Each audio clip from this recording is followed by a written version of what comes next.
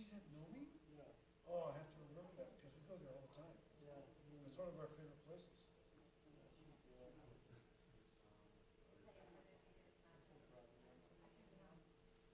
You should be. Yeah. So you'll be off to college next year, huh? Yeah. It almost looked like a little Yeah.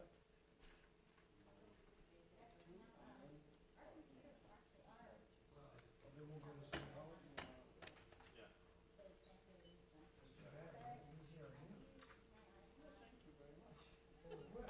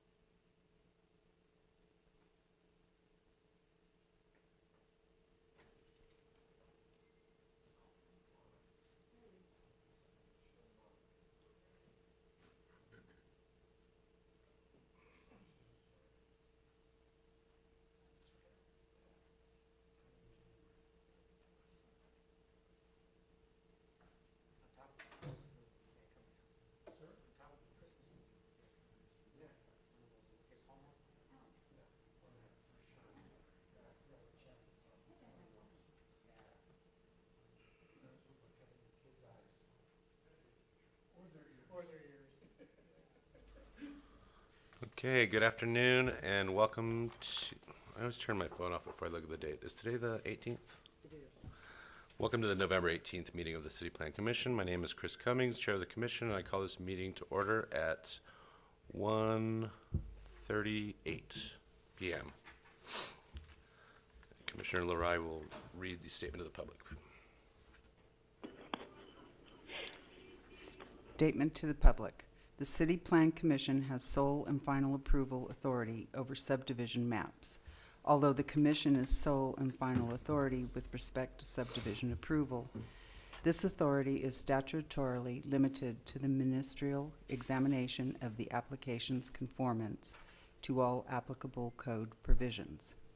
The staff report for an agenda item may include conditions, exceptions, or modifications. If the Commission does not wish to approve an exception or modification or require a condition, then the Commission's motion will state which have not been approved. Otherwise, the staff report with all modifications, exceptions, and conditions is approved, and the applicant shall comply with all provisions of the staff report.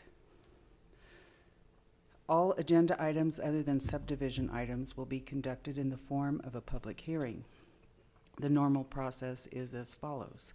First, the Commission will hear a staff report, followed by a statement from the applicant. Then members of the public may speak, followed by any final statement from the applicant. Finally, the matter will be closed to the discussion among the Commission. The Commission shall then make a recommendation that will be forwarded to City Council. Thank you. Raul, are there changes to the agenda? Yes, sir. Thank you, Chair. Raul Garcia, Planning Inspections. Item number 2 on the consent agenda will be postponed for 2 weeks. Again, that's item number 2 of the consent agenda. That is the only change. Other than item 2, there are 2 other items on the consent agenda and several revised staff reports. Thank you. Are there any members signed up to speak for the public comment? No? Okay. Then can we get a motion or an action on the consent agenda, please? And Mr. Chair, if we can get a motion on the changes to the changes? agenda, please. Thank Can I get a motion? on Motion to these? approve the agenda changes. Second, Stout. All those in favor? Aye. Passes. Thank you. And can I also get a more discussion or motion on the consent agenda, please?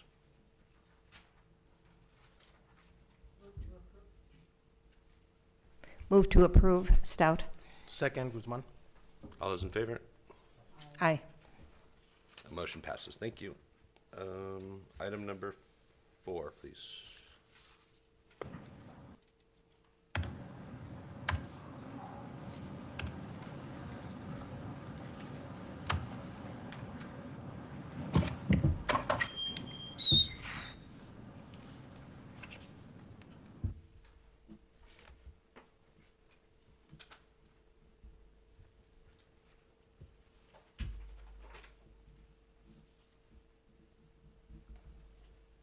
I think you're muted. George, you're muted.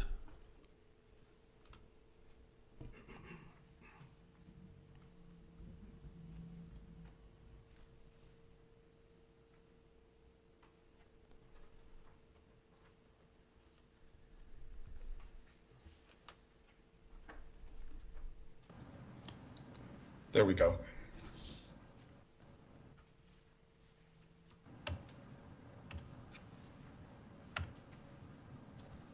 Everybody can see the presentation. Yes. Good afternoon, Chair and members of the Commission. George Olmos with Planning and Inspections. This item is Summer Sky North, Unit 1. This is a major preliminary application.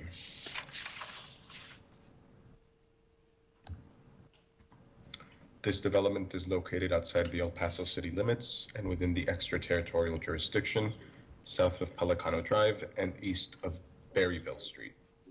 Primary access to the subdivision is proposed from Horizon Mesa Drive. This application is being reviewed under the current subdivision code. This slide shows the proposed preliminary plat superimposed over aerial imagery.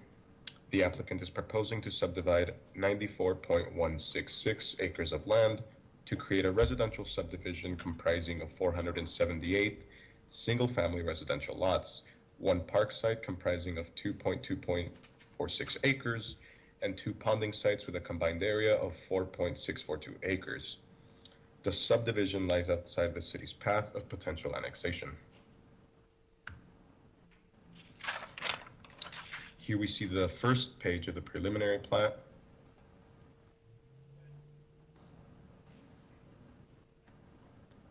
And here's the second page of the preliminary plat.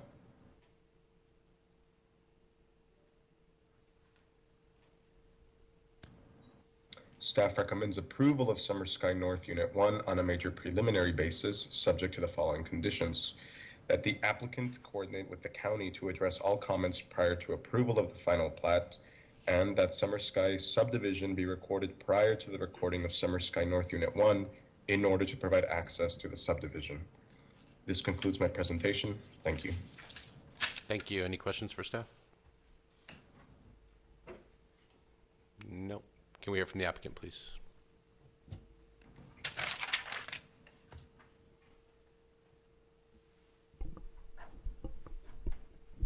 Good afternoon, members of the commission. My name is Karen Barraza. I'm with Train Associates, and we agree with all staff comments. Thank you. Any questions for the applicant? No. Then further discussion or motion? Move to approve, Stout. Second, Guzman. All those in favor? Aye. Aye. Motion passes. Thank you. Item number 5, please. Let me stop presenting. There. Good afternoon, Chair and members of the Commission. David Samaniego with Planning and Inspections. Item number 5 on the agenda is Casa Charles Well Ford, a major combination application. This development is located south of Artcraft Road and east of Strahan Road within the city of El Paso. The subdivision is proposing access from Strahan Road, and this development is reviewed under the current subdivision code. This is a plat superimposed on the aerial map. The applicant proposes to divide 4.391 acres of land within the city of El Paso into one single-family residential lot, and on-site ponding is proposed for this subdivision. Now, for reference, these are single-lot subdivisions that were previously approved by the Commission this year along Strahan Road. The subject property is highlighted in yellow. The applicant is proposing to dedicate 6 feet of additional right-of-way to meet the proportionate share for a local street. And the previous 3 subdivisions also dedicated the same 6 feet to meet the proportionate share of right-of-way. This is the preliminary plat. And the final plat. The applicant is requesting one exception per the current subdivision code. The applicant is dedicating 6 feet of additional right-of-way to meet the proportionate share for a local street. And the following request is for road and parkway improvements. The request is to waive the improvements of 2.5 feet of paved roadway, 5 feet of landscape parkway, and 5 feet of sidewalk on Strahan Road. And this is per section 19.10.0501A. And the required and proposed cross sections are shown below. Evaluating the request, as per section 19.10.050A1A, the City Plan Commission may waive such requirements to provide rights-of-way or street improvements, in this case based on this factor. A, 50% of the lots within a quarter mile of the proposed development have already been developed, and the existing street improvements are in character with the neighborhood. These are the existing conditions along Strahan Road. The top 2 photos show Strahan Road in a northerly direction. On the first photo, the subject property is on the left-hand side, and on the right, the photo to the right shows similar roadway improvements for both photos, for roadway and parkway improvements. And the 2 bottom photos on the left, the 2 bottom photos are looking in the southerly direction. The bottom left photo, the subject property is on the right-hand side, and the photo on the bottom right is further south, again showing similar roadway and landscape and sidewalk conditions. With that, staff recommends approval of Casa Charles Well Ford on a major combination basis and approval of the exception request, and this concludes my presentation. Thank you. Any questions for staff? No. If we can hear from the applicant, please.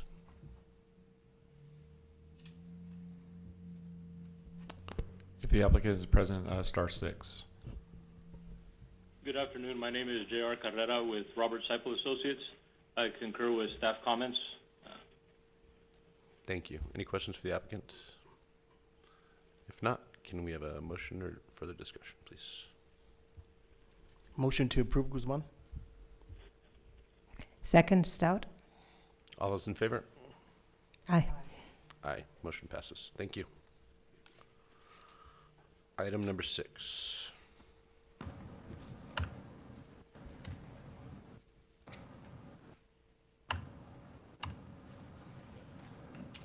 Good afternoon, Chair and members of the Commission. This is George Olmos with Planning and Inspections. This item is a rezoning application for 9640 Montwood Boulevard. This slide shows an aerial of the subject property. The property is a 3.0080 acre parcel the property is a 3.0080 parcel. The applicant is requesting to rezone the subject property from R3 residential to C1 commercial. This slide shows the current zoning. The subject property is zoned as R3 residential. The applicant is requesting to rezone the subject property from R3 residential to C1 commercial. The properties to the north, south, and west are all single-family residential lots, while to the easterly direction across a major arterial is Eastwood High School, which is also zoned as R3. This slide shows the future land use map. The subject property is located within the G3 post-war future land use designation, and the proposed zoning of C1 commercial is consistent with the policies of Plan El Paso. This slide shows a conceptual site plan. The applicant proposes to rezone a 3-acre lot from R3 residential to C1 commercial. The conceptual site plan submitted with the application shows 6 proposed 1-story buildings with a maximum height of 29 feet, ranging in size from 3,600 square feet to 5,000 square feet. The applicant will provide 181 parking spaces in excess of the required 102 parking spaces. There is an existing 4,368 square foot building on the subject property that will be demolished. In addition, all other dimensional standards are being met. Primary access to the development is from both Montwood Drive and McRae Boulevard. Here we can see the subject property.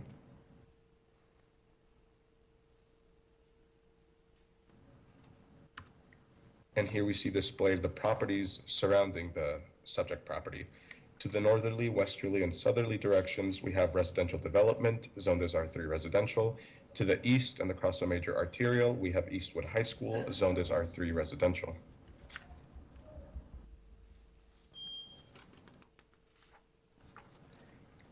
Public notice for the rezoning was mailed on November 4th, 2021 to property owners within 300 feet. The Planning Division has received, as of 11/17/2021, 1 email in opposition to the request.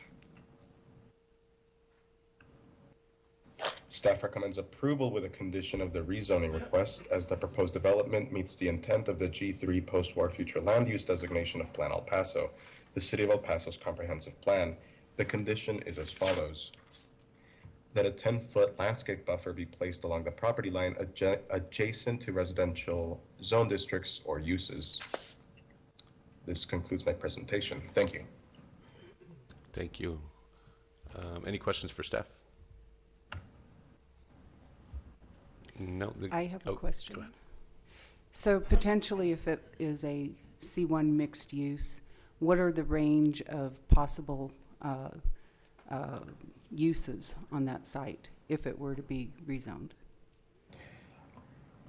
Regarding that, all the permissible uses would be those in keeping with the C1 commercial designation.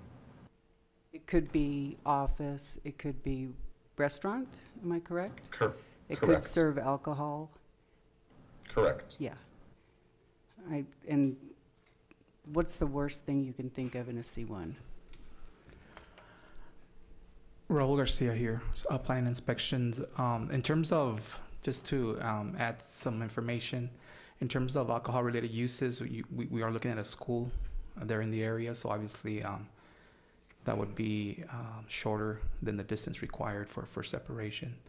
That would be something that they would have to go through if that was a proposal in terms of an alcohol use. What is the distance in general? 300 feet, property line to property line. Yeah, and Kim Smith with Planning Inspections, a little bit further, is if the property owner did wish to serve alcohol or sell alcohol at that location, that is that would go directly to City Council for their consideration, whether to approve that or to deny that.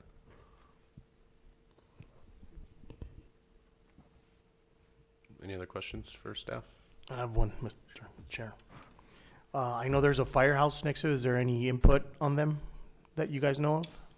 We Was there- received no input from fire concerning any comments. Okay. I have another question. Do we have any kind of understanding? I mean, there's only one letter of concern. Do we know what the ratio of rent in place, renters in place are versus owners living in place? I just wonder why there wasn't more opposition. There's a lot of reasons to be concerned about a C1 in your backyard with no buffer. I would guess and speculate that Eastwood is across the street, so it takes up a large area, the fire station, so the density of neighbors is minimal. Okay, on tape planning and inspections, I do want to add that C1 commercial district is our neighborhood commercial district, and so we would consider this a fairly compatible land use designation for abutting residential. This will be adding neighborhood commercial services to the nearby residents. As far as rental versus ownership data, that is not something that we obtain or would weigh in. The notice goes to all registered property owners as per the tax rule. And were any of them concerned that would have received the letter because they're within 300 feet of the subject property, they had the opportunity to submit us their input. So a really relevant neighborhood concern is the Kern Place area. What is the zoning on that? I believe that a lot of it is C1 that abuts directly onto the residential street behind it. Correct, but I think it's important to note that per Texas state law, cities have very limited purview over the regulation of alcohol serving establishments. We can prevent it inside of residential areas, and that's it. By state law, we have to allow it within all commercial areas. So it's not as though the request is for an intense commercial district, and this is the land use designation here. It is neighborhood serving commercial, but any commercial district is going to allow alcohol through state law. And if I might just add to that, to what Ann just said, so if it's within that 300 feet of certain uses, such as a school, a daycare, a hospital, a church, those either the owner consents to allowing it, or it's a straight request to City Council to allow the sale of alcohol at that location. So again, a lot of it's preempted by the state regarding alcohol sales. Any other questions? What was the gist of the letter? I didn't see it. It's in the packet. It's they're talking about trucking, deliveries, increased traffic, increased litter, sort of what you'd expect with a commercial versus an apartment.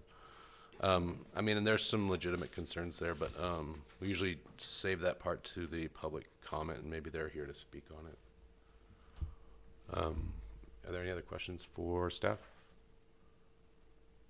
Can we hear from the applicant, please?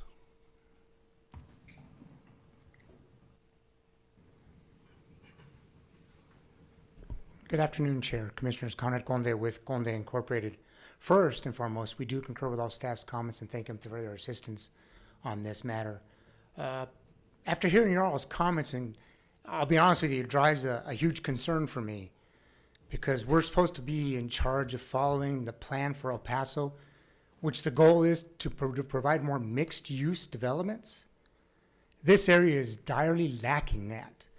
From somebody that experienced it, my daughter went to Eastwood 4 years ago, and they had nowhere to go in terms of a restaurant, for anything. They literally had to drive a mile to hit a restaurant. This area is in dire need of some neighborhood commercial. And that's the key word, is neighborhood commercial.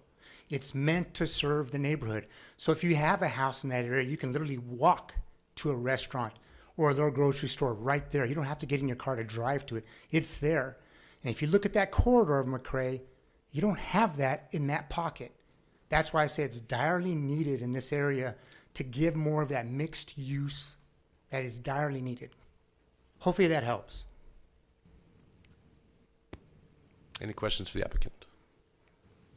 Just want to say, in theory, I completely agree with you. I'm a big mixed-use advocate because it makes sense not to design cities for cars, but for walking.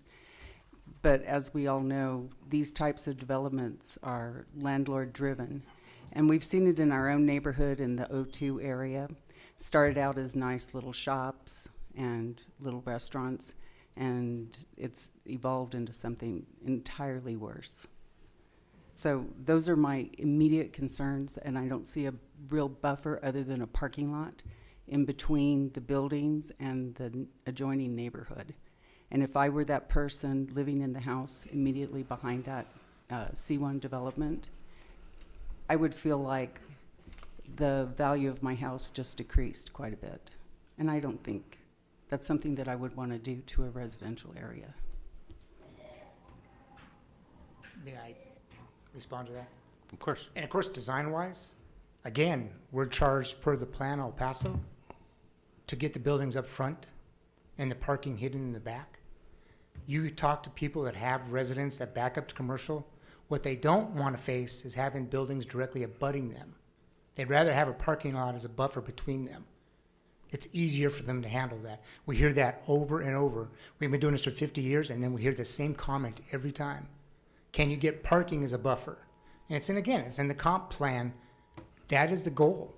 Design buildings to get street orientated, period. Lush landscaping, buildings orientated to the street, parking in the back. This meets everything as per the plan El Paso.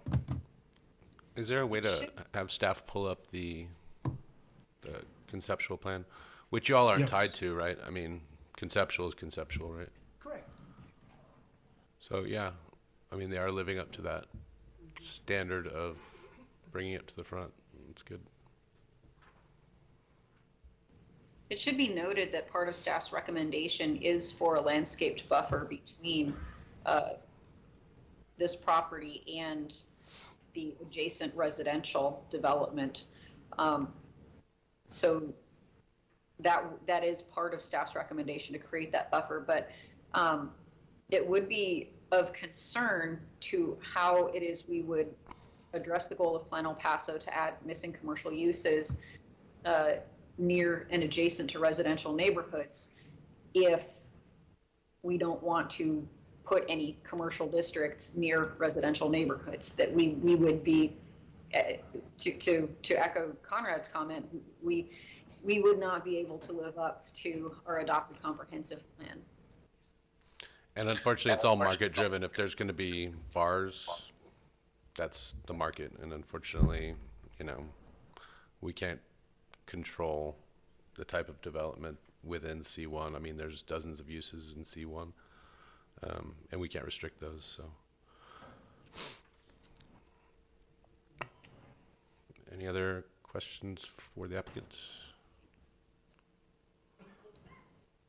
Conrad, thank you. Thank you. This is a public hearing. Is there anyone on the line? *6 to unmute yourself if you'd like to speak on this item.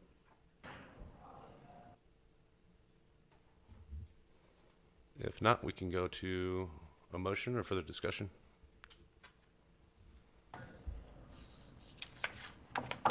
Can we ask to increase that buffer? Are there any sort of additional restrictions that we could ask so that residents aren't subjected to all kinds of unpleasant C1 activities? I mean, It should be noted that there's already a rock wall requirement within the code.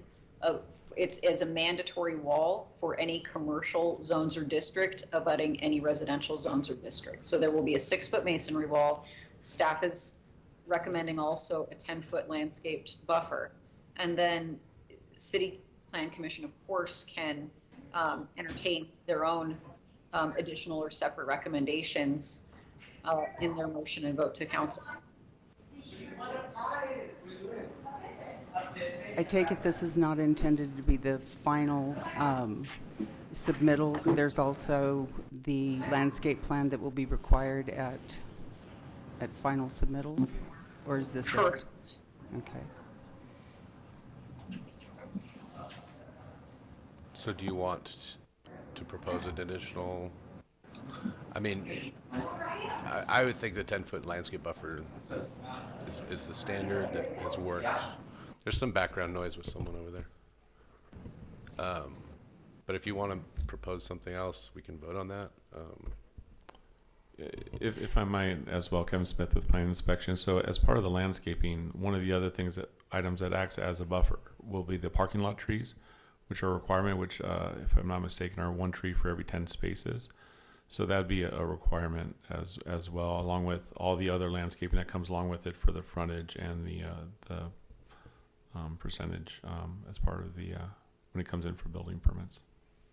So in terms of building setback lines, because, buildings change and they become demolished and new buildings happen and that kind of thing, where are the setback lines on this property? And how do we guarantee that the buildings are arranged around the front of the property and these buffers and barriers are written into this agreement? Well, So the buffer would be part of the motion that, and the ordinance that was created for city council. The C1 zoning district setbacks are going to vary slightly by use, but for commercial uses, it would be 0 in the front, 10 in the side street, and 10 in the rear.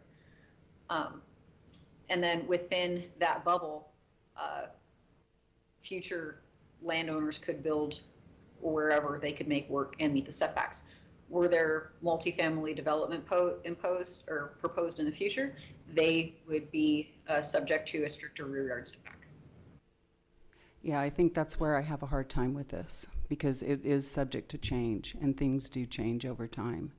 And that's where I have a difficulty. yeah, I Feeling mean, good about the setbacks and a minimal 10-foot buffer and a 6-foot tall rock wall. I happen to live on Stanton Street, and I'm really very sensitive to neighborhood issues. yeah, I mean, when a rezoning case comes, we cannot control anything within the asked zoning, and they provide a conceptual plan, which is subject to change. So, I guess the question is, do we approve some commercial neighborhood zoning or not? Because the breadth of our control is limited. So it's our ministerial duty, remember? So any further discussion or a motion?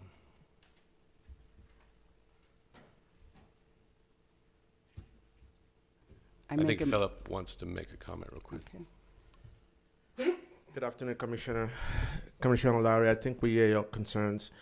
What you're doing today is basically giving them the entitlement to use the property for all those zoning uses listed in the C1 district.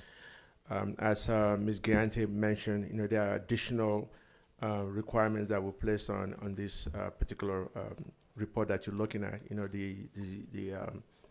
The rock wall is already a requirement. Additional landscaping is already a requirement. If you're concerned, I were on a meeting on Monday, with the current neighborhood folks till about 6:30, and this were the concern. The transition of a restaurant to a club and all these things. While those things are not something that we can control, because they're allowed to have a restaurant, they're allowed to have you know, some other retails. What we can control is, you know, the building location, you know, the parking requirements, and all these things are already codified in the codes that we have. So I just want to say that we understand your concerns, you know, because you live in Kern, and those are the things that I hear about from Mary Baducci every day to do something about it. In this case, the entitlement, you know, for C1 comes with a whole lot of uses. That, you know, if we start restricting some of those uses, it becomes a contract zoning. And we don't want to get into contract zoning. You know, if once you get into contract zoning, you're almost taking somebody's property, and that's a taking that they can sue us for. So in this case, if you think there are additional requirements that you want to place on it, I want to be very careful with those requirements that it doesn't become an exaction, you know, from the property owner. And also that those things are not limiting the property's use for what it's intended for. So if you think, you know, you want additional conditions, you know, we can take a look at those conditions and make them appropriate, you know, for this particular property. But again, this is along a major arterial. Parking is one of those things that we've seen as a problematic issue for us, you know, to kind of like screen. But, you know, you're going to have parking, you know, you're going to have retail, you know, some of the retailers may close at 7, some may extend until about 10 o'clock at night. They may have a restaurant. But again, you know, I guess we cannot control people when they spill out of the restaurant to go outside and start, you know, causing commotions outside in parking lot. You know, that's what the police are there for. I mean, and I'll just advocate what Conrad was saying. You know, if you've been in this area, you know, from I-10 to Montana, it's like a commercial desert. You know, you have some development by I-10, you have some development by Montana, but there's really nothing for probably a mile on each side, not each side, but within a mile, there's probably not another commercial development. So, you know, if it's something that the market is driving, I don't know that we can. And also, again, dispute that. this situation may be a little different from current. Those things kind of organically grow up, you know, grow out in current area because those, for example, I think one of the information we presented on Monday's community meeting was there hasn't been any rezoning in Kern since 1984. So those things pretty much were there as Kern developed, you know, and it's a college town. And I'm from Boulder. I'm from Denver, Colorado. So I live in college town. When I went to Georgia, I live in college town. So those are things that you see in college towns.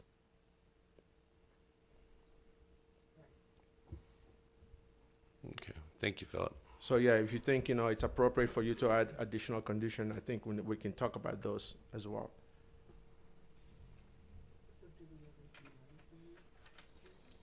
I mean, you're welcome to make a motion and we can vote on it, but yeah. So again, I'll entertain a motion or further discussion.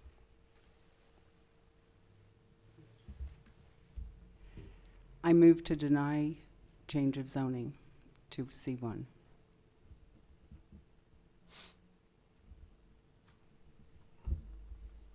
And if there's not a second, the motion dies, and entertain another motion.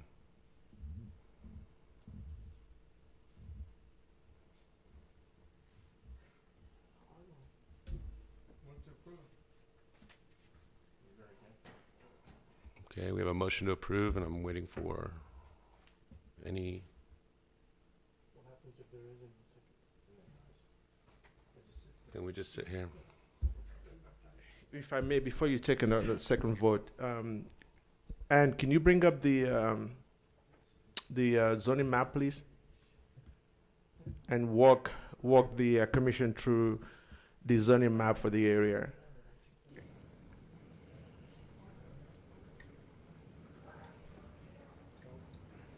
I mean, George, you're on mute.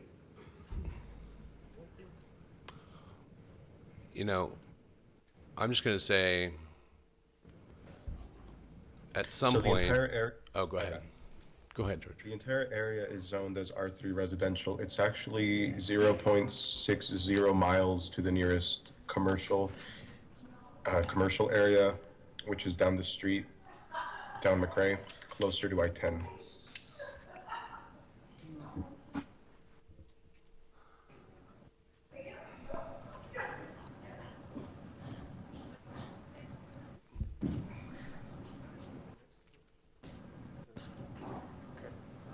So this commercial area, like Conrad said, serve that school district there and also the surrounding community. So I understand your concern that, with introduction of a commercial, there may be transition in the area, but you also need commercial, which is C1, to serve the area that you live in without you driving miles away to go get a cup of coffee or do your laundry. Right, so we have a motion to approve. It's waiting.